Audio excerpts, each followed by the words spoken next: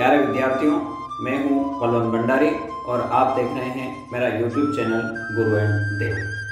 पिछले वीडियो में हमने स्केलर प्रोडक्ट दो सदिशों का डॉट गुणा या अदिश गुणनफल के बारे में हमने बात करी थी। आज हम दो सदिशों के वेक्टर प्रोडक्ट, क्रॉस प्रोडक्ट या सदिशों का सदिश गुणनफल क्या होता है उससे संबंधित बात करते हैं। उसी क्वेश्चन का न्यूमेरिकल मैंने क्रॉस गुणा के साथ बनाया है। उस वाले क्वेश्चन में जब हमने बनाया था तो वहाँ a डॉट b हमको फाइंड आउट करना था। यहाँ पर आज हम फाइंड करेंगे क्रॉस प्रोडक्ट। ये वाला जो सिंबल है ये यूज करेंगे। पूरे क्वेश्चन में अंतर आपको ये समझना है कि हम कहाँ डॉट लगा रहे हैं और कहाँ क्रॉस लगा रहे हैं। क्रॉस प्रोडक्ट वाले जितने भी क्वेश्चन होंगे वहां पर गुणे के चिन्ह की जगह पर क्रॉस लगेगा। अदिश गुणनफल या स्केलर गुणा जब करेंगे, अपन डॉट प्रोडक्ट जब करेंगे, वहां दोनों जो सदिश हम लिखते हैं उन सदिशों के बीच में, फॉर एग्जांपल हमने लिखा a डॉट b, इस तरह से हम वहां लिखेंगे तो ये जो होगा ये होगा अदिश। और यदि आपने इसी को a क्रॉस b लिख दिया है तो ये सदिश गुणनफल हो गया। यहाँ पर a क्रॉस b क्या हो जाएगा? सदिश गुणनफल, और a डॉट b आपका अदिश गुणनफल हो जाएगा। आइए उसी क्वेश्चन को हम देखते हैं। यहाँ पर हमने a लिया है, सदिश a है, 2i, इसकी वैल्यू कितनी है? 2i ऋण 2j ऋण 3k। b बराबर हमने लिया है 4i धन 3j ऋण k।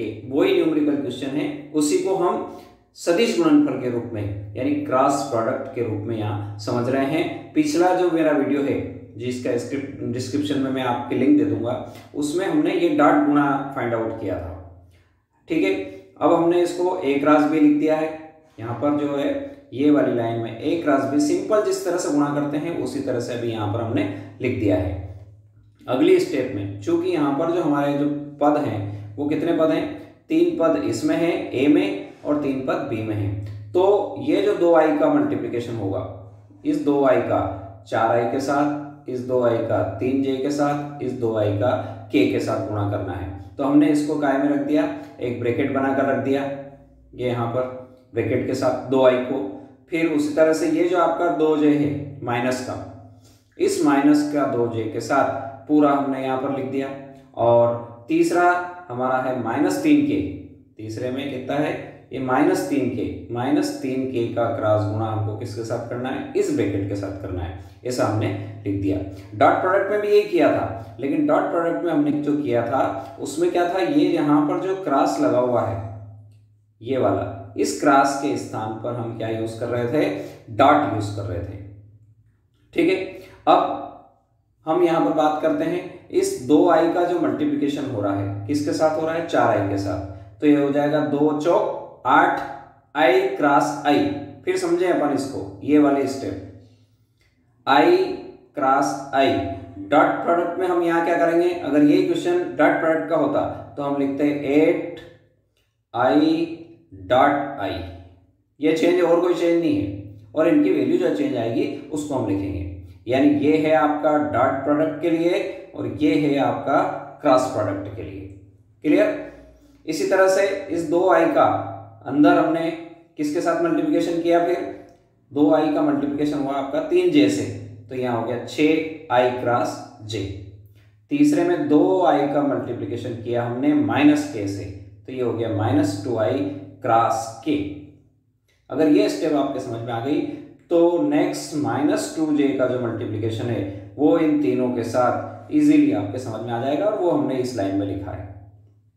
हर जगह क्रॉस प्रोडक्ट का जब आपके पास सवाल आता है तो आपको चिन्ह क्रॉस का प्रयोग करना है, और डॉट प्रोडक्ट का सवाल आता है तो आपको डॉट का प्रयोग करना है। यहाँ तक कि इस स्टेप में आपको कोई अंतर नहीं आएंगे, दोनों क्वेश्चन सेम टू सेम चलेंगे। अब जो महत्वपूर्ण चीज आती है, पिछले वीडियो में हमने आपको बताया था कि डॉट गुणा की क्या गुणधर्म है।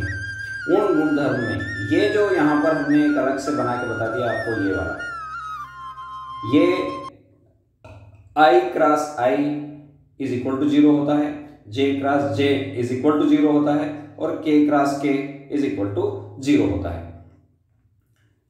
उसी के बाद ये एक हमने यहाँ पर अलग से बना के बताया कि क्रॉस गुणा किस तरह से होगा।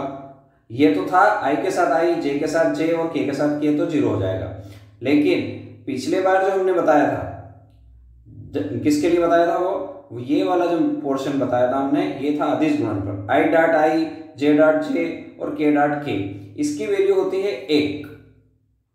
यहां पर हम क्या कह रहे हैं, इन तीनों की आपस में जब सिंगल सिंगल आपस में आते हैं तो यहां पर 0 हो जाता है, लेकिन डॉट प्रोडक्ट में ये इसकी वैल्यू कितनी आती है, 1 आती है। ये हमको ध्यान रखना है। इसके अलावा जितने भी बच रहे हैं डॉट गुणा में सारे 0 हो जाएंगे, लेकिन क्रॉस गुणा में 0 कौन हो रहा है, ये वाले 0 हो रहे हैं। यानी 3 पोर्शन इसमें 0 हो रहे हैं और इस वाले में डॉट गुणा में 6 पोर्शन आपके 0 हो रहे हैं। ये 6 पोर्शन ये सब 0 हो जाएंगे। यानी दूसरी जाति, ऐसा कह सकते हैं हम कि दूसरी जाति के साथ अगर डॉट प्रोडक्ट होता है तो वो 0 हो जाएगा। ठीक है, ये क्लियर हो गया होगा। अब इस जो सर्कल मैंने बनाया है, इस सर्कल को आपको सावधानी से समझना है। इसमें हमने क्या किया कि इस दिशा में चलना है, ये हमारी डायरेक्शन रहेगी। अब बीच में यहां पर है हमारा आई, जे और के। अब इस i का j से अगर क्रॉस मल्टीप्लिकेशन करते हैं, ये बीच में लिखा मैंने क्रॉस मल्टीप्लिकेशन, यानी इसी दिशा में, घड़ी की दिशा में अगर करते हैं तो i का j से किया तो आंसर क्या आएगा। फिर समझ लो, i का अगर हमने जो मल्टीप्लिकेशन किया, ये वाला देखिए आप, i का मल्टीप्लिकेशन किससे किया, j से। कौन सा मल्टीप्लिकेशन है, क्रॉस मल्टीप्लिकेशन, तो आंसर आएगा k। क्लियर। यदि यही उल्टा किया हमने, j का मल्टीप्लिकेशन i से किया तो आंसर तो k ही आएगा, लेकिन ये नेगेटिव k हो जाएगा, माइनस k हो जाएगा। ठीक है। अब नेक्स्ट देखो, यदि हम मल्टीप्लिकेशन कर रहे हैं j का i से, सॉरी j का k से, घड़ी की दिशा में चल रहे हैं तो आंसर हमारा i आएगा, j cross k is equal to i। लेकिन यदि इसी को हमने उल्टा कर दिया, k का j से, k क्रॉस j, तो आंसर हो जाएगा हमारा माइनस i। क्लियर।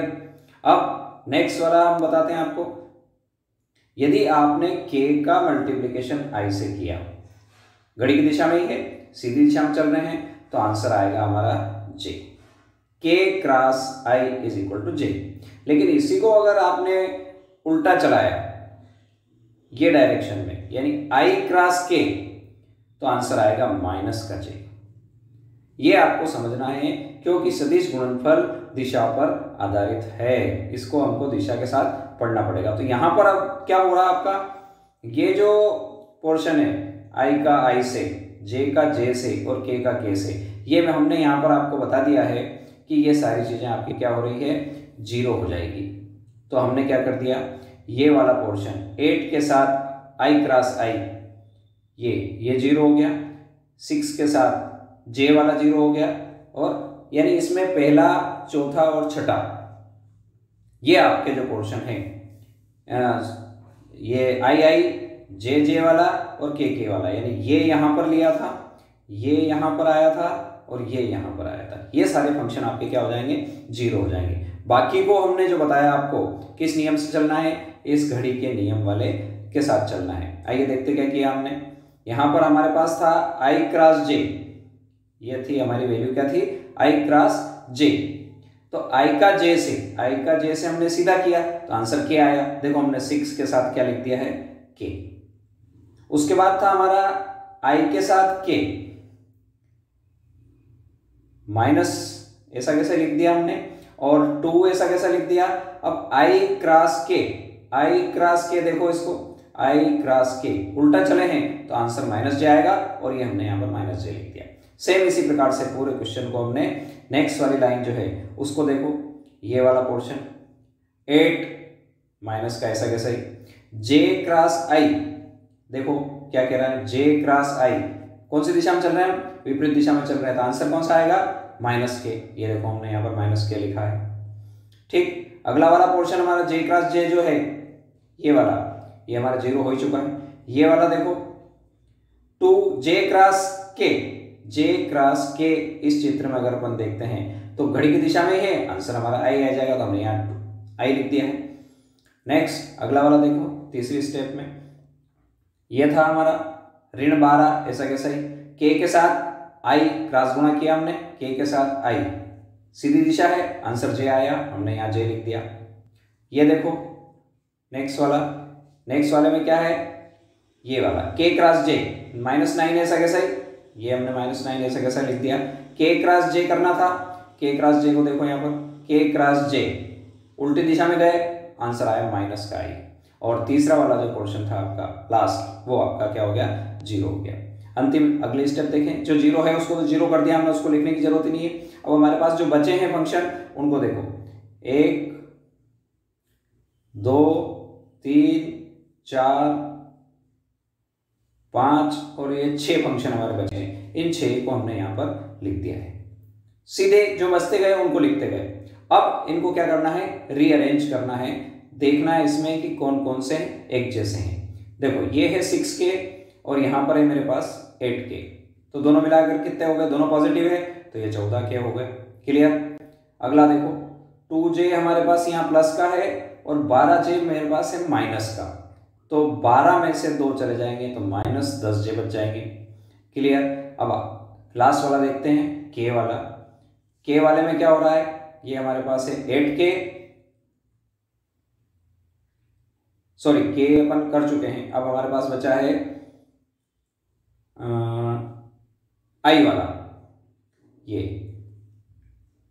I वाले में हमारे पास है 2I और 9I और दोनों ही प्लस के हैं, तो ये कितना हो जाएगा, 11I। ठीक है। अगले स्टेप में आपको इनको क्रम से जमाना है, यानी जब भी सदिश का निरूपण हम करते हैं तो हमारे पास जो वेक्टर होता है उसका क्रम IJK होता है, I के बाद J, J के बाद K। जो यहाँ पर हमने ऊपर चित्र में बताया था, जो सर्कल वाला चित्र बताया था उसमें IJK का हमने एक क्रम लिया था यहाँ पर, तो उसी क्रम से हम इसको क्या करते हैं, अरेंज करते हैं। तो यहाँ पर भी हम क्या करेंगे, ये जो आंसर आया इस क्रम को IJK में लिखना है। तो सबसे पहले 11I आ गया, ये वाला पोर्शन यहाँ लिख दिया, उसके बाद I के बाद J और उसके बाद ये K, ये आपका आंसर हो जाएगा। यदि आपको वीडियो पसंद आया हो तो लाइक करें, शेयर करें और अपने दोस्तों को जरूर बताएं। ओके, थैंक यू, जय जिनेंद्र।